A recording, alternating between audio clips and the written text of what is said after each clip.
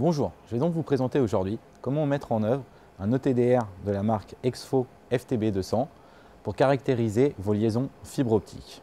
Nous allons donc maintenant voir comment paramétrer l'appareil pour tester une liaison caractérisée ici par ce petit boîtier où il y a différents événements à l'intérieur. Donc on voit bien qu'il y a une soudure, un connecteur et une soudure.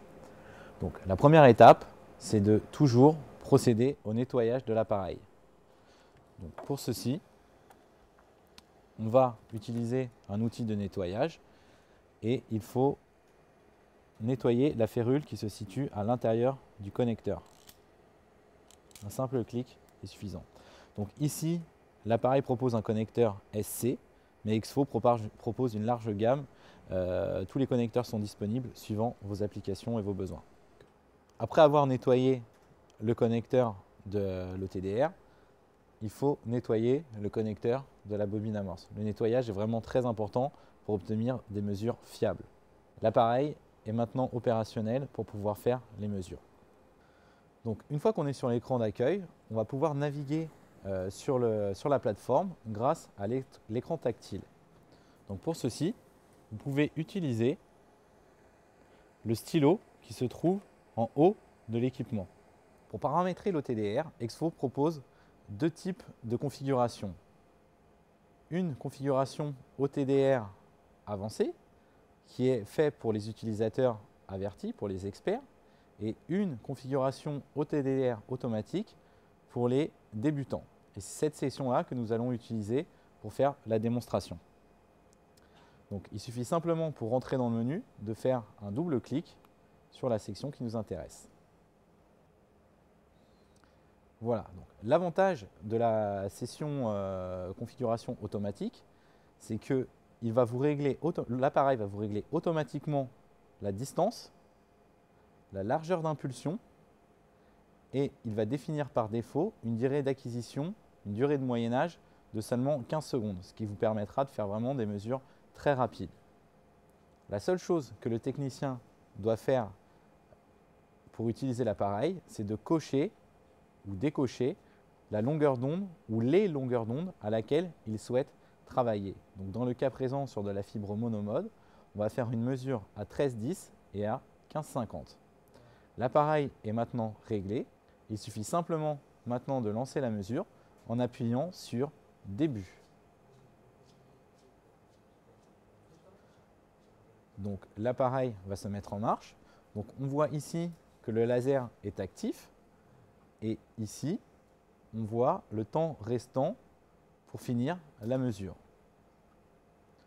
Donc on voit la trace qui commence à s'afficher. Donc ça, c'est la courbe à la première longueur d'onde qui a été faite. Et l'appareil a switché automatiquement à la deuxième longueur d'onde, à 1550, sans aucune interruption de temps. Ce qui permet vraiment d'aller très très vite pour faire des mesures sur le terrain. Voilà, donc les mesures sont maintenant terminées. L'appareil vous a créé un tableau d'événements qui récapitule en fait tout ce que vous trouvez sur la liaison. Donc ici, sur l'événement 2, qui s'affiche avec un marqueur, on voit un événement réflectif, donc avec un pic, qui est un connecteur, qui est situé à 1 km et qui crée une perte de 0,14 dB.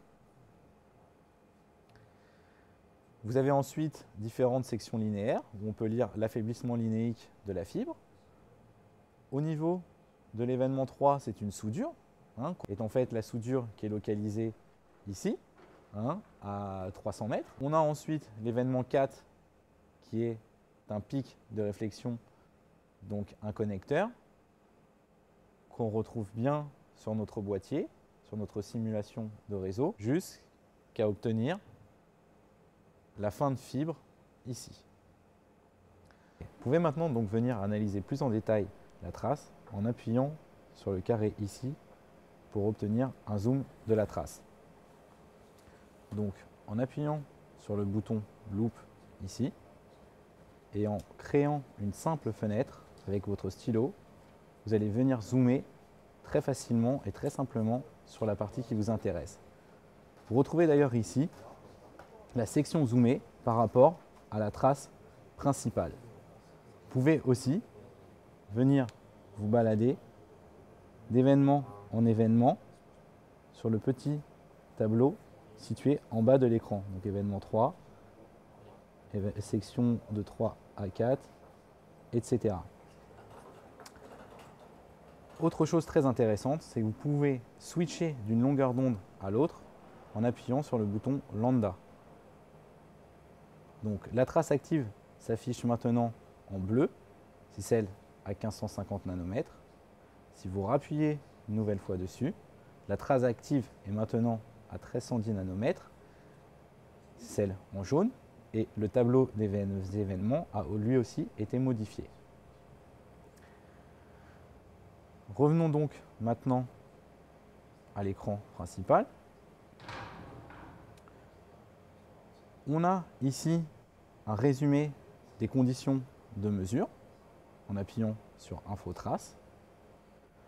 On a aussi, si on le souhaite, en appuyant ici, une autre forme de résumé qui vous récapitule la longueur de la section, la perte totale de la liaison et s'il vous indique s'il y a des erreurs sur les seuils ou pas, si un connecteur a une perte trop importante ou aussi si une soudure a une valeur de perte trop importante.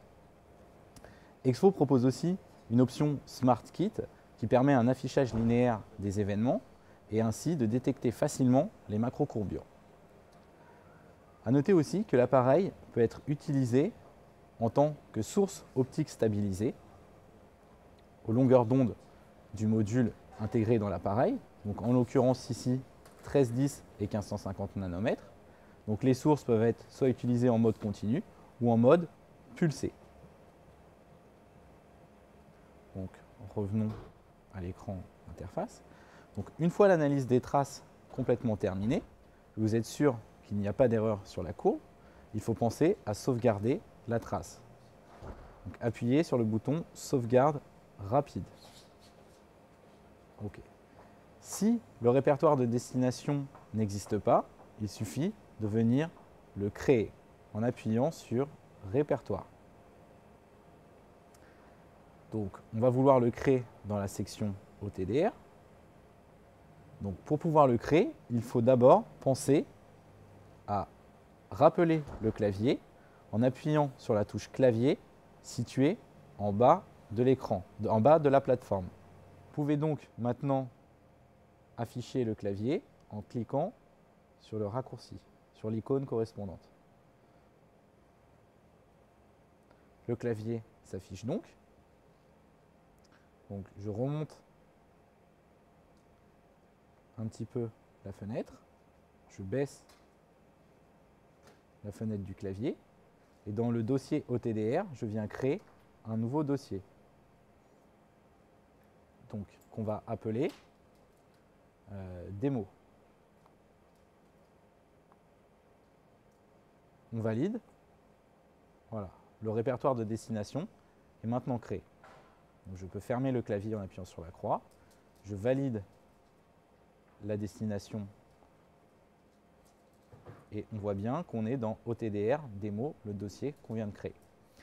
On est ici sur la fibre numéro 1. Donc tout est en ordre. On n'a plus qu'à appuyer sur OK pour valider l'enregistrement. Donc l'appareil a enregistré les courbes et à 1310 et à 1550 et vous pouvez donc maintenant dérouler toutes vos mesures sur le câble que vous avez à tester. Il suffit simplement de venir connecter la fibre numéro 2. Une fois ceci fait, vous rappuyez tout simplement sur Début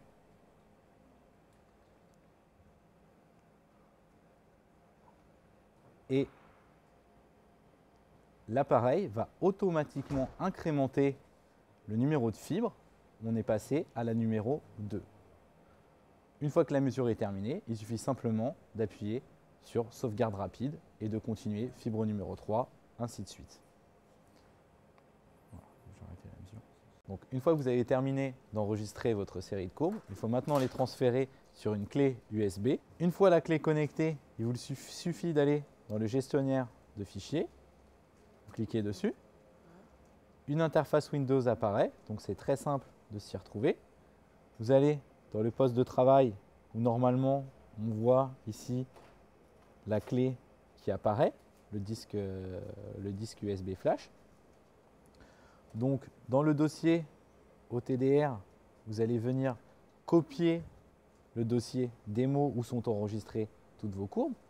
Donc vous allez dans édition, copier, et ensuite vous revenez dans la clé USB et vous faites de la même façon, édition, coller, et le dossier est maintenant enregistré et transféré sur la clé. Vous n'avez plus qu'ensuite à mettre la clé sur le PC et générer un rapport de test avec le logiciel d'émulation Fast Reporter fourni par Exfo. Vous pourrez ensuite finaliser le dossier avec votre logo et le donner au client final. Revenons donc maintenant au mode OTDR avancé pour les experts, pour les utilisateurs avertis. Donc double-cliquez sur l'icône. Donc cette fois-ci, dans le mode averti, dans le mode expert, les utilisateurs doivent rentrer la distance de mesure, la largeur d'impulsion, simplement en faisant tourner la roulette, et en réglant la durée de moyennage. Une chose intéressante, c'est qu'aussi on peut avoir accédé au mode temps réel en simplement décochant une case. Et ici, vous voyez le temps réel qui apparaît pour faire les mesures. Ensuite, il suffit simplement de lancer début et procéder à la mesure et faire la sauvegarde de la même manière que précédemment.